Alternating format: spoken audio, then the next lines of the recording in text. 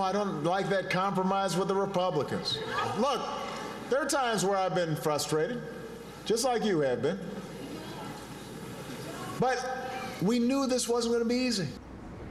I don't think anybody thought the change was going to be easy. We just didn't want it to be so easy for the Republicans to win on their priorities, like the Bush tax cuts. But that's just one of many issues that progressives have with the president.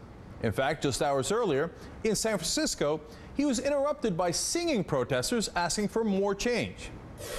We paid our dues, where's our change? We paid our dues, where's our change? That was them singing, "We paid our dues, where's our change?" It's a little catchy. And that's exactly why the president was trying to address progressive critics in that LA speech we showed you. He knows that's a sentiment among some of his voters, so again, he appealed to them to remember 2008. All of us can still remember that night in Grant Park. The excitement on the streets, the sense of possibility. I want to make sure we are putting the campaign in your hands. The hands of the same organizers, the same volunteers, the same neighborhood folks. Now, the president's issues with the left is reflected in his polling among self-described liberals. In April of 2009, 3 months after the inauguration, 90% of liberals approved of the job that he was doing. In April of 2010, just after the health care law passed, it had dropped all the way down to 81%. Not bad. And now it's at 70%. Look, 70% is still a pretty good number, but you clearly see it sliding away from him. He needs every one of those votes if he's going to win again. The problem for the president when it comes to the left is his record, honestly. Just check out the last 2 years. Gitmo stays open. Financial reform is incredibly weak. The president helps the deep six the public option. There's more tax cuts for the rich. And there's the huge spending cuts that he just agreed to. And the list goes on. But the opportunity for the president is in the next 18 months. You know, he's still president. There's still a long way to go. So will he stand his ground on taxes, Medicare, Medicaid, and Social Security? The most important fights are still ahead of us. Will he keep listening to Washington insiders who counsel that he must agree with the Republicans to seem centrist? Or will he regain his progressive footing? You know, one way you can convince people that you're a progressive is by being a progressive. Now let's bring in two different voices to get their perspectives on this. Joining me now is David Sirota, radio host and syndicated columnist. Also with us, Joe Madison, host with Sirius XM Radio, both old friends. In fact, I used to fill in for Joe back in Washington a long, long time ago on his radio show. All right, Joe, let me start with you. You know, I laid out a little bit of a list there. Do you have a spirited defense of the president's progressive credentials? Yeah, I have a spirited defense because, as you saw in the GW, the George Washington speech, he drew the line on some of the major points you just talked about: Medicaid, Medicare, education. And then he turned around and he said, okay, who's behind me? I think earlier in the program, you made a very good point.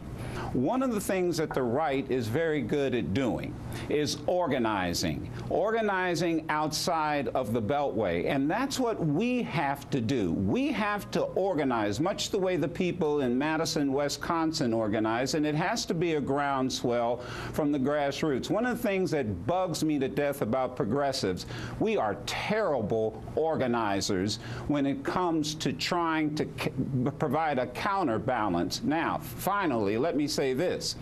I'm old enough to remember when Martin Luther King Jr., after the '64 Civil Rights Act was passed, he went to Johnson and said, we need a Voting Rights Act.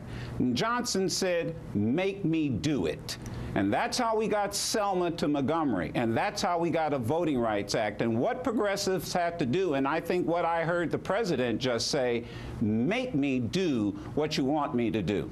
But David, if they're going to do that, doesn't that mean that they've got to pressure the president and put some real, you know, be tough with them? I mean, how do you make someone do something unless you're tough with them? That's the question, right? I mean, the problem, I think, for the left right now is that so many people on the left in our red versus blue country are organized not necessarily around an agenda, but around an individual. And the same goes for the right under George Bush. I think on the progressive left, in the progressive movement, too many people are organized around whatever President Obama does and says is great. Just like the right right was organized around whatever George Bush does and says is great. Your point is exactly the right point, that if we want a different list, that list that you just showed up there of a new war, of spending cuts aimed at Medicare, of new Bush tax cuts, of extending the Bush record on civil liberties in many cases. If we want a different list than that, then we cannot be organized around the idea that whatever President Obama says is good and whatever Republicans do is bad. We need to be organized around an agenda, because if there is no pressure on President Obama, if we are organized only around the individual, then there will be no real change. So, Joe, let's talk about that, because you know, if we want to stop that concept that, you know, that you guys are talking about, that we just, you know, agree with whatever the president says, well, then we got to disagree with him, don't we? I mean, when he does the compromise we don't like with the Republicans because we don't think it was not that because we're against compromise, but because we thought it was a bad compromise, don't we have to call him out on it? Well, of course you have to call them out. Look, here in Washington, D.C., didn't Eleanor Holmes Norton call the president out? The former mayor of Washington, D.C., Sharon Pratt Kelly, and the first lady of the first elected mayor, they tried to deliver a letter saying, Mr. President, at least put no taxation on your limousine. Couldn't even get the letter delivered. They called him out. But at the same time, we have to understand something. Candidates run on transformational leadership. When they get elected, it becomes transactional. And it's how you transact business in Washington that makes you successful. And keep in mind, you've got to get him elected into the next term. And everybody used to say when he first got elected, don't expect him to do everything in 4 years. Remember, there's a second term here, and right. I'm certain that's what's in the back of his mind. Well, David, I saw you shaking your head. Go for it. I mean, my answer to that is that it's just a justification for the status quo. That's simply saying that we're only playing for the next election, we're playing for the next election, and we're playing for the next election. It's a justification for the status quo. I think as citizens we have an obligation, not a right, but an obligation to look at the record that was accumulated in the first 4 years of the Obama presidency and say not what was tried to be done and what didn't happen, but what did this administration actually not even try to do, arguably did the exact opposite of what it said it was going to do. And I think progressives have every right to say we're not going to be organized around an individual. We're going to be organized around a set of issues. And if this president deviates from that, then we're not going to be with him when he asks for our vote again. I mean, this is not a president who tried to get the public option. This is a president who went out of his way to subvert the public option. This is not a president who tried to stop the Bush tax cuts. This is a president who went out of his way to extend the Bush tax cuts. I could go on, but you get my point. Sometimes progressives really tick me off. And if he hadn't tried to transact away, they would have kicked a lot of poor people that progressives claim that they are interested in absolutely under the bus. And instead they gave away billions, hundreds of billions of dollars to the drug and insurance companies. Hundreds of billions of dollars of your taxpayer dollars and my taxpayer dollars because they didn't put up a fight. The problem, my thing is, the problem with progressives is progressives want to say whatever the president says, if he gives us a lot of flowery speeches, that's great. We don't want to look under the hood and say, hey, what did he actually do? Because the problem is when you actually look at what he actually did, it's not such a nice picture. I'm sick and tired of progressives being organized around speeches. I want a progressive movement that's organized around results. Progressives, for the most part, are the lousiest organizers there are. They don't, all they do is a lot of talk. If you want to end the war, then do what folks did to end the Vietnam War. Get the hell out there and march. Amen. Amen. Well, get out there and protest the war in Libya. No, but all right, last thing here, guys. And then and of course, what's going to happen?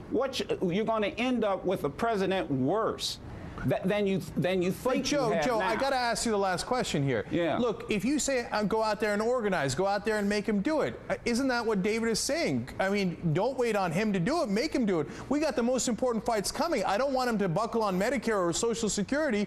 Shouldn't we aggressively challenge him to make sure that he does the right thing? Yeah, but you don't kill him in the process. So how do you do it then? Well, intelligently. I hope so. I hope so. I think we're arguing over what would be the intelligent way to do it. But Well, guys, it's and been a again, good conversation. I It think really we're has. all on the same side. It's just that, look, I just don't want to throw the baby out with the bathwater in this and end up with something far worse. Of And we course, see Joe, what's worse. everybody agrees with that.